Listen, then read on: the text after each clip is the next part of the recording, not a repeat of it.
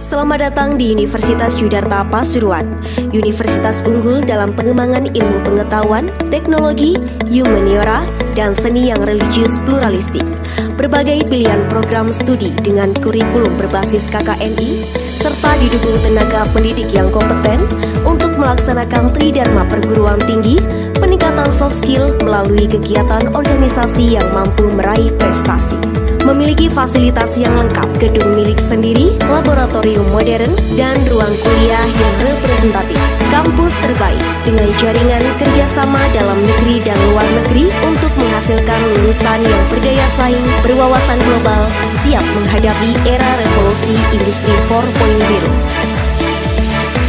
Mari bergabung bersama kami di Universitas Yudharta Pasuruan, the multicultural of university.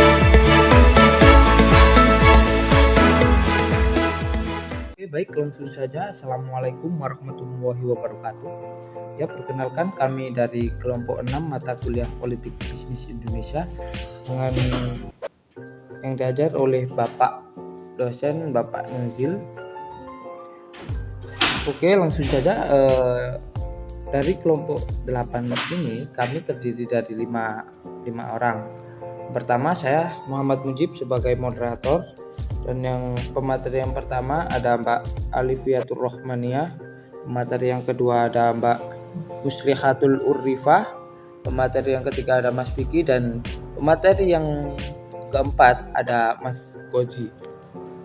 Oke, di sini kami akan menjelaskan tentang hukum bisnis di Indonesia.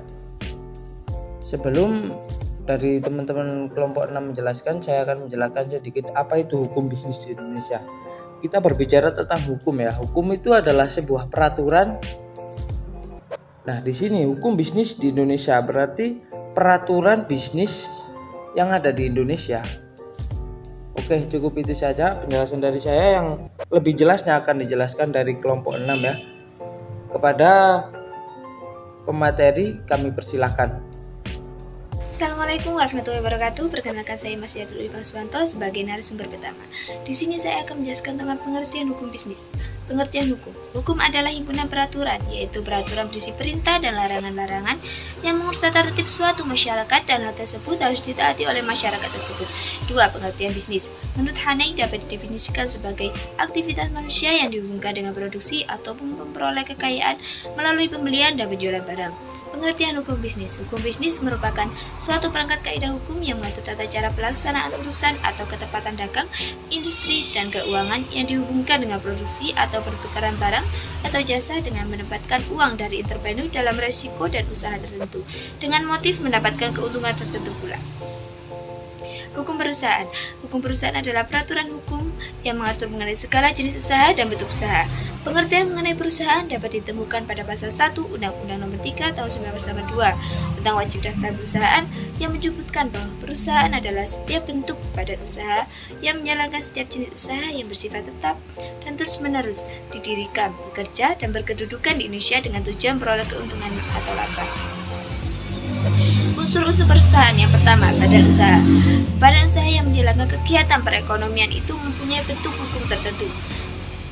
2. Kegiatan dalam perekonomian. Kegiatan ini meliputi bidang perindustrian, perdagangan, perjasaan, dan pembiayaan.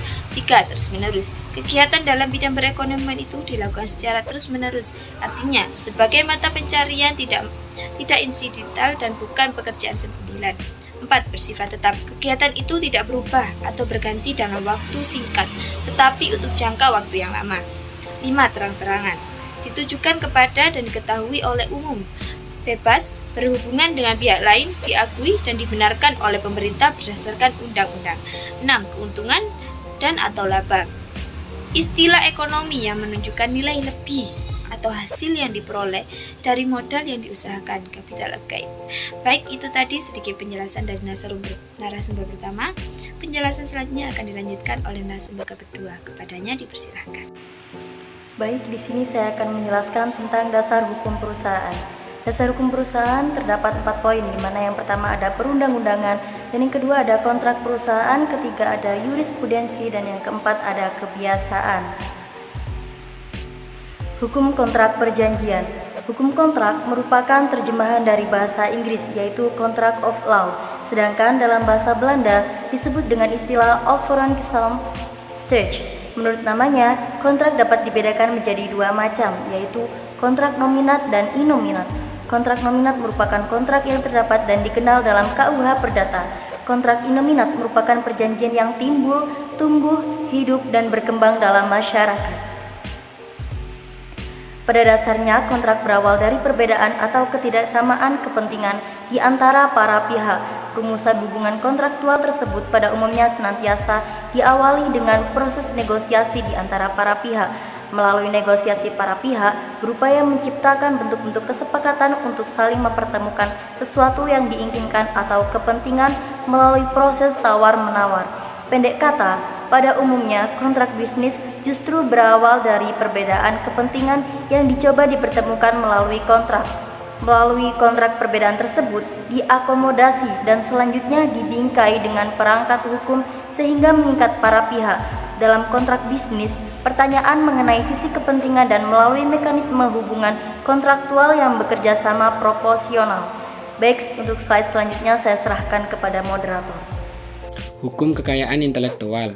Istilah haki atau hak atas kekayaan intelektual merupakan terjemahan dari Intellectual Property Right atau dalam kurung IPR, sebagaimana diatur dalam Undang-Undang Nomor 7 Tahun 1994 tentang pengesahan WTO dalam kurung Agreement Establishing the World Trade Organization. Pengertian Intellectual Property Right sendiri adalah pemahaman mengenai hak atas kekayaan yang timbul dari kemampuan intelektual manusia yang mempunyai hubungan dengan hak seseorang secara pribadi, yaitu hak asasi manusia dalam kurung human right. Haki atau hak atas kekayaan intelektual adalah hak eksklusif yang diberikan suatu hukum atau peraturan kepada seseorang atau sekelompok orang atas karya ciptaannya. Pada intinya, haki adalah hak untuk menikmati secara ekonomis hasil dari suatu kreativitas intelektual. Objek yang diatur dalam haki adalah karya-karya yang timbul atau lahir karena kemampuan intelektual manusia. Macam-macam haki.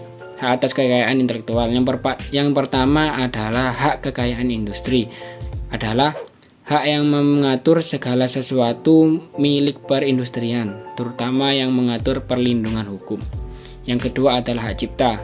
Hak cipta adalah hak khusus bagi pencipta untuk mengumumkan atau memperbanyak ciptaannya, termasuk ciptaan yang dilindungi adalah ciptaan dalam bidang ilmu pengetahuan, sastra, dan seni.